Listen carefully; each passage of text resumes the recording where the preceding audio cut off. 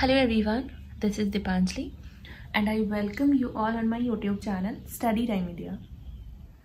बच्चों प्रीवियसली हम लोगों ने ग्राम atomic mass and gram molecular mass को कवर किया था।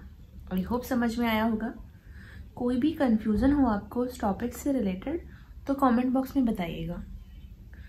आज हम लोग अपना नेक्स्ट टॉपिक लेने जा रहे हैं और बहुत इम्पॉर्टेंट टॉपिक भी है। तो टॉपिक है मोल कॉन्सेप्ट। इम्पॉर्टेंट इसलिए बोल रहे हैं क्योंकि एग्जाम्स में बहुत सारे न्यूमेरिकल्स आप लोगों को देखने को मिलेंगे इसी टॉपिक पर बेस्ड, और हायर क्लासेस में तो एक सेपरेट चैप्टर ही है विद न्यूमेरिकल्स। तो क्यों ना अपना बेस यहीं से स्ट्रॉन्ग करके चले। तो शुरू करते हैं, पढ़ते हैं एक एग्जाम्पल के साथ। बहुत ईजी अंडरस्टैंडिंग के साथ आपको ये कॉन्सेप्ट क्लियर हो जाना है। शुरू करें। एग्जाम्पल लेना है हमें एक बैंक का, ठीक है। अब बैंक में बहुत तरह के नोट होते हैं भाई। रुपए जो होते हैं वो नोट के फॉर्म में भी होंगे और कॉइन्स के फॉर्म में भी होंगे। नोट को काउंट करना इजी है एज कम्पेयर टू कॉइन्स। जैसे कॉइन्स में हम 1 रुपए के सिक्के देखेंगे, 2 रुपए के सिक्के देखेंगे, 5 रुपए के सिक्के होते हैं, 10 रुपए के होते हैं, ठीक है। अब इनको सेपरेट करके भाई इनका साइज अलग अलग है, सेपरेटेड इजीली हो जाएंगे। तो सेपरेट तो कर लिया जाता है, पर इनको काउंट कैसे करें क्योंकि बहुत सारे सिक्के होंगे ये तो बैंक वालों ने पता है क्या किया हुआ है कि उन्होंने इनको वेट किया, ठीक है। और उन्हें पता है कि इतने पर्टिकुलर वेट पर नंबर ऑफ कॉइन इतने होंगे। इजी है ना तरीका नंबर ऑफ कॉइन सेलेक्ट करने का। भाई एक थैली में वो कॉइन रख लो, 1 रुपए के सिक्के रख लो। जब वो उतने वेट के बराबर हो जाए, उन्होंने गिने हुए हैं, तो नंबर ऑफ कॉइन उनको पता चल जाएगा। अच्छा इतना वेट आ रहा है, इसका मतलब इतने सिक्के हैं ये, ठीक है। तो पर्टिकुलर नंबर ऑफ कॉइन गिनने हो तो बस वेट कर लो उतना, ठीक है। उन्होंने बड़ा अच्छा तरीका अपनाया हुआ है। सिमिलर कॉन्सेप्ट, यही तरीका केमिस्ट जो होते हैं ना उन्होंने भी अपनाया हुआ है। अब केमिस्ट जो होते हैं उन्होंने क्या किया हुआ है, किसी भी एलिमेंट को अगर वे करना हो या फिर मॉलिक्यूल हो सकता है, कंपाउंड हो सकता है, उनको अगर वे करना हो तो क्या करेंगे, या फिर उनको अगर काउंट करना हो, नंबर ऑफ एटम या एलिमेंट की बात करें ना हम लोग तो अगर किसी एलिमेंट में नंबर ऑफ एटम देखने हो कितने एटम है, या फिर किसी मॉलिक्यूल में नंबर ऑफ एटम देखने हो कितने मॉलिक्यूल्स में, एक मॉलिक्यूल में कितने नंबर ऑफ एटम है, तो ये तो भाई बहुत मुश्किल बात है। ये तो कॉइन से भी मुश्किल है नंबर ऑफ एटम किन काउंट करना। एटम जिन्हें हम अपनी नेकेड आई से देख भी नहीं सकते, उनको कैसे काउंट करेंगे। हाँ, तो केमिस्ट भी बैंक वालों की तरह ही ये मेथड अपनाते हैं। वो क्या करते हैं, वे कर लेते हैं, ठीक है। तोल लेंगे उसको, तोलने पर पर्टिकुलर नंबर जो भी मतलब उस वैल्यू तक तोल लेंगे। अब जैसे ही वो वैल्यू आएगी तो उसमें इतने नंबर ऑफ एटम होंगे। अब देखो जैसे एग्जांपल बताऊं मैं आपको, ऑक्सीजन ही है, एलिमेंट है। इसमें अगर नंबर ऑफ कोई भी एक पर्टिकुलर उन्हें ऑक्सीजन दिया हो तो कि इसमें बताओ नंबर ऑफ एटम कितने हैं, तो पता है वो क्या करते हैं, उसके एटॉमिक मास तक उसको देख लेते हैं वे करके, एटॉमिक मास तक, ठीक है। उसके एटॉमिक मास कितना होता है 16 म्यू, और अगर ग्राम एटॉमिक मास में बोलेंगे तो 16 ग्राम। तो वो सोचते हैं कि 16 ग्राम जो एलिमेंट है ना ऑक्सीजन के, उसमें कितने नंबर ऑफ एटम होते हैं, एवोगैड्रो नंबर के बराबर, कितने 6.022 इंटू 10⁻23 एटम्स। इजी है ना।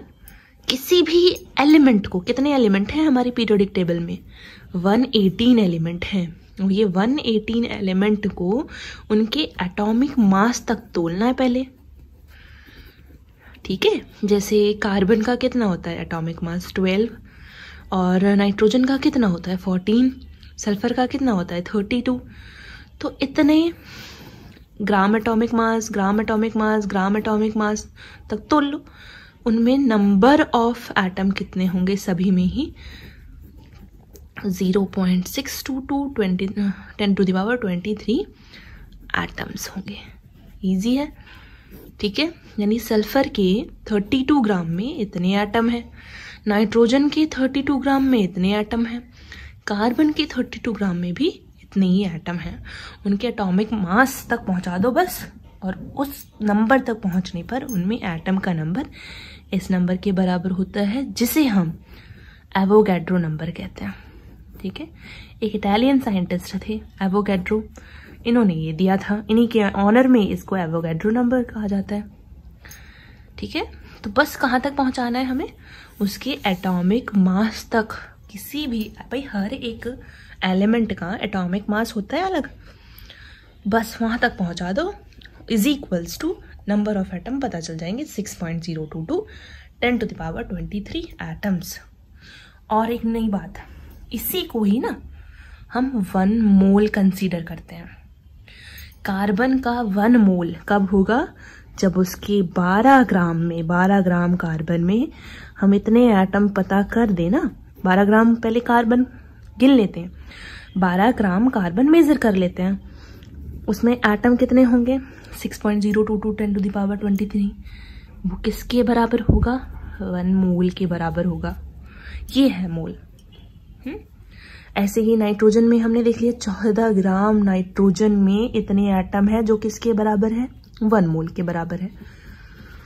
32 ग्राम सल्फर में इतने एटम है जो किसके बराबर है, 1 मोल के बराबर है। तो 1 मोल जो है, ऐसा कह सकते हैं 1 मोल में इतने एटम है ना। और वो किसका 1 मोल है ये भी तो देखना है।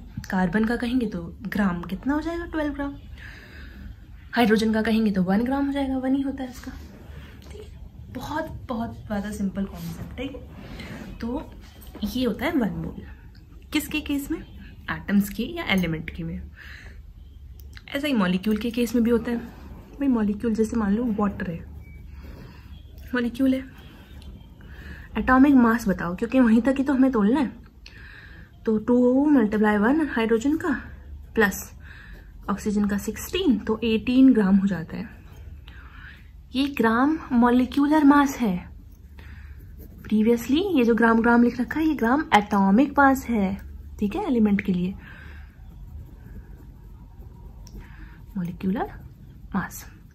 तो 18 ग्राम मॉलिक्यूलर मास में जब वैसे हमने देखो ये मॉलिक्यूल था, इसका मॉलिक्यूलर मास तक इसे पहुंचा दो। हमने वाटर को इतने ग्राम ले लिया, इसका मतलब उसमें कितने एटम प्रेजेंट हैं, 6.022 10⁻23 ग्राम मॉलिक्यूलर मास। ठीक है, और यहाँ पे हम एटम्स लिखेंगे और पता है किसके बराबर होगा, 1 मोल के बराबर। तो in case of molecule we are taking molecular formula और उसमें होते इतने ही हैं, अब वो 1 मोल के बराबर होता है। तो 1 मोल में हमेशा कितने एटम होते हैं, 6.022 × 10⁻23 एटम्स। ठीक है, इतने होते हैं। अच्छा, ये तो हमने एटम्स की कहा था, इसमें हम मॉलिक्यूल लिखेंगे क्योंकि हम मॉलिक्यूल के लिए कह रहे हैं। तो इतने मॉलिक्यूल्स होते हैं। जैसे कार्बन डाइऑक्साइड गैस लेते हैं, कार्बन 12, 2 × 16 कितना हो जाएगा, 44 हो जाएगा। 44 ग्राम मॉलिक्यूलर मास। अगर हम इसमें मॉलिक्यूल है ना, ये मॉलिक्यूल देखें कितने मॉलिक्यूल से मिलकर बना हुआ है, 6.022 10⁻23 मॉलिक्यूल्स। किसके बराबर है, 1 मोल के बराबर है। इजी। चलो डिफाइन कर लेते हैं एक बार अच्छे से। तो ये जो मोल है ना, लिंक है किस किस के बीच में, मास एटम का भाई निकाला था ना, या फिर मॉलिक्यूल का मास, ग्राम एटॉमिक मास, ग्राम मॉलिक्यूलर मास, उसके बीच का लिंक है। और नंबर ऑफ एटम 6.022 10⁻23 एटम्स और मॉलिक्यूल, बस लिंक समझ लो, बहुत इजी डेफिनेशन है। A group of 6.022 10⁻23 particle, atom भी हो सकते हैं, आयंस भी हो सकते हैं, मॉलिक्यूल्स भी हो सकते हैं, of a substance is called 1 mole. The value of 1 mole is this much particle. Exactly Avogadro number which represented by L। ठीक है, अब मोल एटम्स का भी हो सकता है, equal to gram atomic mass. जैसे कि 1 ऑक्सीजन है, ठीक है, atom 1 mole of oxygen atom. अगर आगे 2 लग जाएगा तो 2 मोल हो जाएंगे, 2 ऑक्सीजन हो गए, 2 मोल ऑक्सीजन के हो जाएंगे। फिर हमें ये जो नंबर दे रखा होता है इसमें भी 2 का मल्टीप्लाई करना पड़ेगा 2 मोल के लिए। मॉलिक्यूल के लिए equal number of gram molecular mass हो जाएगा। ऑक्सीजन का 1 मोल, 2 आगे लगा देंगे तो 2 मोल ऑफ ऑक्सीजन हो जाएगा। ठीक है, अब एक और डेफिनेशन हम लोग देख सकते हैं, क्योंकि डेफिनेशन भी आती है पेपर में लिखने के लिए।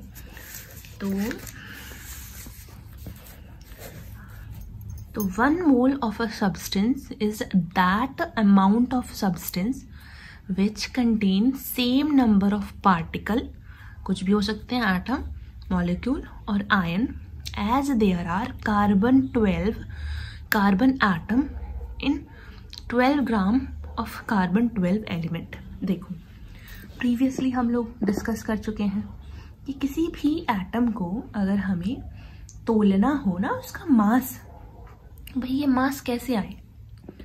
ये जो हम कार्बन को 12 ग्राम कहते हैं, ये जो ऑक्सीजन को 16 कहते हैं, हाइड्रोजन को 1 या नाइट्रोजन को हम 16 म्यू, ठीक है, ग्राम एटॉमिक मास या एटॉमिक मास नंबर, ये जो हम लोग कहते हैं, ये कैसे आए? कार्बन से कंपेयर करके आए हैं ना, भाई कार्बन से इतने गुना ज़्यादा है, ये ऐसे कंपेयर करके आए हैं। तो सिमिलरली हम लोग जो ये मोल है ना, number of particle as there are carbon atom in 12 gram of carbon 12 elements, तो यहाँ पर भाई हमने सभी एलिमेंट का एटॉमिक मास कार्बन से कंपेयर करने पर प्राप्त किया है, ऑब्टेन किया है।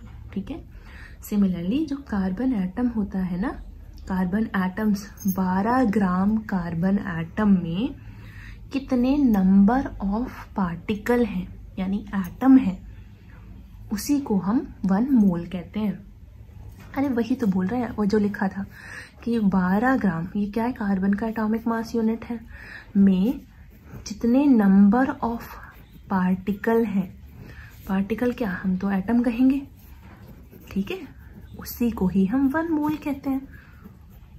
स्पेसिफिकली कार्बन के लिए बोल दिया गया है, क्योंकि इसी को हम स्टैंडर्ड फॉर्म समझकर कर रहे हैं ना। जो भी हम फाइंड करते हैं अदर मॉलिक्यूल्स का, अदर एलिमेंट्स का एटॉमिक मास, तो कार्बन से को स्टैंडर्ड फॉर्म में रख कर करते हैं, कार्बन से कंपेयर करके करते हैं।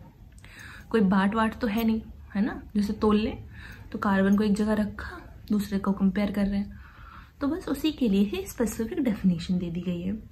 अच्छा, मोल जो होता है ना, डेफिनेट अमाउंट ऑफ सब्सटेंस को बताता है, definite number of atom, molecule या आयन को बताता है, और क्या, मास को बता रहे हैं और नंबर को बता रहे हैं।